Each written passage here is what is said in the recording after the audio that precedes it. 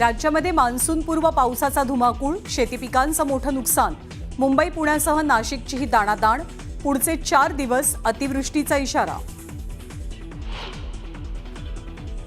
वैष्णवी हगवणेचा शवविच्छेदन अहवाल आणि फोटो न्यूज 18 लोकमतच्या हाती.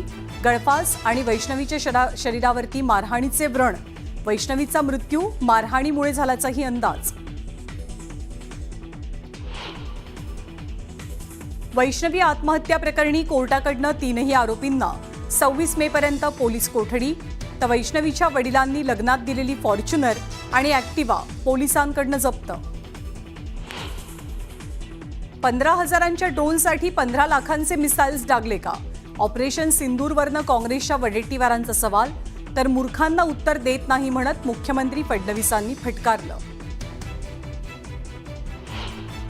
कार आणि सुरक्षा रक्षकांचा ताफा तयार नसल्यानं उपमुख्यमंत्री अजित पवारांचा पारा चढला. वैतागलेल्या अजितदादांचा मंत्रालय परिसरातनं पोलिसांच्याच गाडीतनं प्रवास. पाकिस्तान हायकमिशनच्या संपर्कात असल्याची यूट्यूबर ज्योती मल्होत्राची कबुली. चॅनलचे लाईक्स वाढवण्यासाठी हेरगिरीच्या जाळ्यात अडकल्याचं कबूल.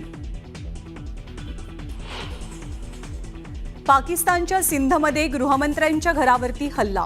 आंदोलनकर्त्यांनी गृहमंत्र्यांचं घर पेटवलं. कैनाल प्रकल्पाविरोधात आंदोलनाला हिंसक वळण. छत्तीसगडमध्ये माओवाद्यांविरोधात मोठी कारवाई. 30 माओवाद्यांचा खात्मा. तर 6 कोटींचं बक्षीस असलेला माओवादी बसव राजूही ठार.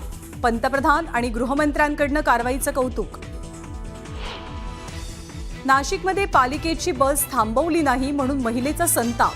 11 किलोमीटरपर्यंत पाठलाग करत बस चालकाची खरडपट्टी.